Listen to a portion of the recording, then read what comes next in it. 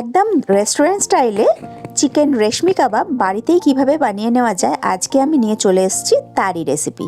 তাহলে চলুন দেখে নেওয়া যাক। নমস্কার, আমি জয়িতা আর আপনারা দেখছেন জয়িতার পাকশালা। আজকে চিকেন রেশমি কাবাব বানানোর জন্য আমি এখানে 300 গ্রাম বোনলেস চিকেন নিয়ে নিয়েছি। চিকেনগুলোকে খুব ভালো করে ধুয়ে আমি পরিষ্কার করে নিয়েছি। আমি এখানে চিকেনের যে পিসগুলো করেছি একটু ছোট আমি চিকেনের পিসগুলো রেখেছি। এবার চিকেনগুলোকে আমি ম্যারিনেট করে নেব। তার জন্যে প্রথমেই আমি এখানে চিকেনের মধ্যে দিয়ে দিয়েছি আদা, রসুন আর কাঁচা লঙ্কার পেস্ট। আমি এখানে ছোট চামচের 3 চামচ আদা রসুনের পেস্ট ব্যবহার করেছি। এখানে যতটা পরিমাণ মাংস হবে সেই অনুযায়ী কিন্তু সমস্ত উপকরণগুলো ব্যবহার করতে হবে। এখানে আমি দিয়েছি আধখানা পাতিলেবুর রস, দিয়েছি পরিমাণ মতো নুন, বড় চামচের 1.5 চামচ আমি দিয়েছি গোলমরিচের গুঁড়ো। এছাড়াও আমি এখানে ব্যবহার করেছি বেশ কিছুটা পরিমাণ ফ্রেশ ক্রিম। তাছাড়াও আমি এখানে 50 গ্রাম পরিমাণ দিয়ে দিয়েছি টক দই। আমি কিন্তু এখানে প্যাকেটের টক দই ব্যবহার করেছি, কোনো রকম হাঙ্কার্ড ব্যবহার করিনি। আপনারা চাইলে কিন্তু হাঙ্কার্ডের ব্যবহার করতে পারেন।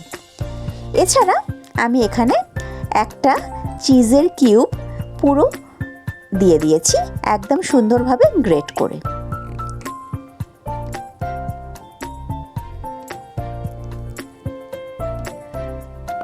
চিজটা এইরকমভাবে গ্রেট করে দিলে কিন্তু ভীষণ ভালো হয়। আর যদি আপনারা কিউব ব্যবহার করতে না চান তাহলে কিন্তু মোজারেলা চিজও ব্যবহার করতে পারেন।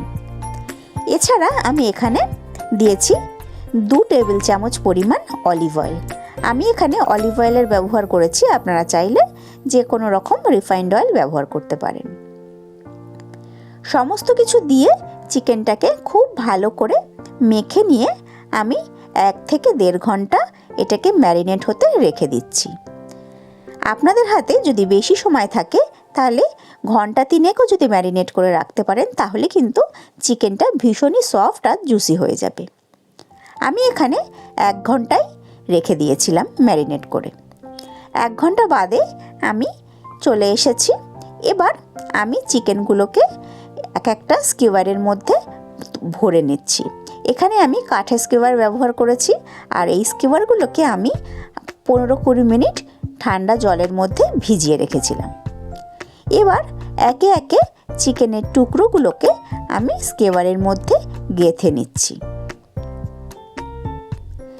এখানে চিকেনের যে পিসগুলো একটু বড় সেই পিসগুলোকে দেখুন আমি এই রকমভাবে ফিতের মতো স্কিওয়ারের মধ্যে গেঁথে নিচ্ছি। বড় পিস চিকেন হলে কিন্তু এই রকমভাবে যদি গেঁথে নেওয়া যায় তাহলে চিকেনটা যখন আমরা তৈরি করব, যখন আমি ভাজবো তখন কিন্তু এটা ভীষণই সফট হয়ে যায় আর সেদ্ধও হয় একদম তাড়াতাড়ি।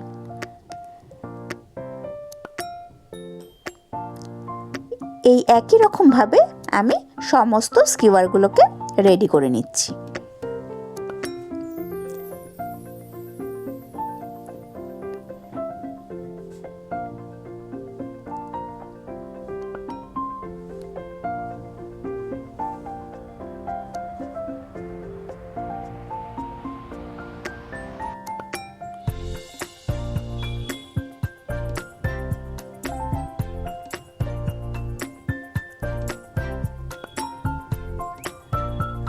সমস্ত স্কিওয়ারগুলো রেডি হয়ে গেলে এবার গ্যাসে আমি একটা ফ্রাইং প্যান বসিয়ে দিয়েছি।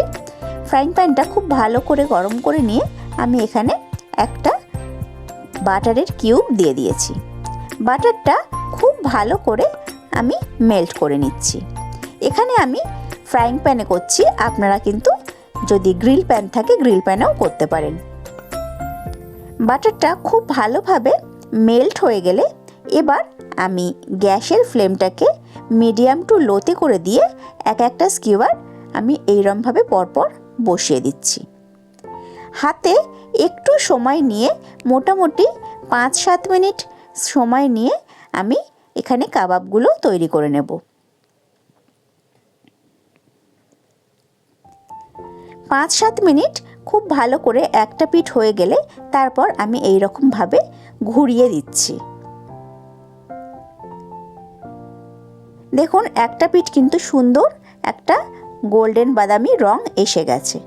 আবারও আরেকটা পিঠ আমি ঘুরিয়ে দিয়ে আবারও 3-4 মিনিট সময় খুব ভালো করে আমি এটাকে সেঁকে নিয়েছি। আর এর মাঝখানে আমি কিছুটা বাটার কিন্তু ওপর দিয়ে ব্রাশ করে দিয়েছি, যাতে ওপরের অংশটা একদম ড্রাই না হয়ে যায়। এইরকমভাবে ঘুরিয়ে ফিরিয়ে সমস্ত কাবাবগুলো কিন্তু আমি তৈরি করে নিয়েছি।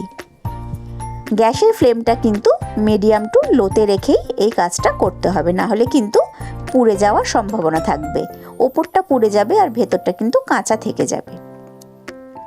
সমস্ত কাবাবগুলো এই রকমভাবে তৈরি করে নিয়ে এবার এই কাবাবগুলো আমি পরিবেশন করে দিচ্ছি। দেখুন সমস্ত কাবাবগুলো কত সুন্দরভাবে তৈরি হয়ে গেছে।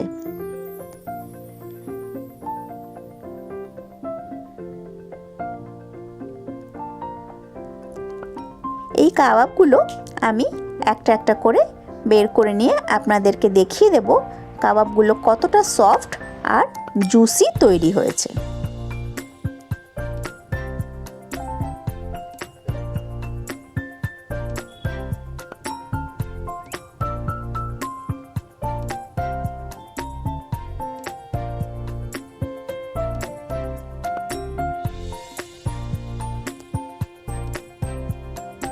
আমি এখানে গ্রিন চাটনি আর পেঁয়াজের সঙ্গে কাবাবগুলো সার্ভ করে দিয়েছি।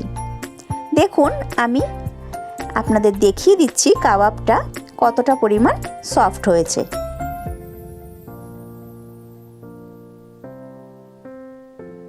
তাহলে আজকে আমার এই রেশমি কাবাবের রেসিপি আপনাদের কেমন লাগলো অবশ্যই কিন্তু কমেন্ট করে জানাবেন। আমি আবার হাজির হয়ে যাব কোনো নতুন রেসিপি নিয়ে নেক্সট এপিসোডে। ভালো থাকবেন, সুস্থ থাকবেন। আর আপনারা দেখছিলেন জয়িতার পাকশালা। ধন্যবাদ।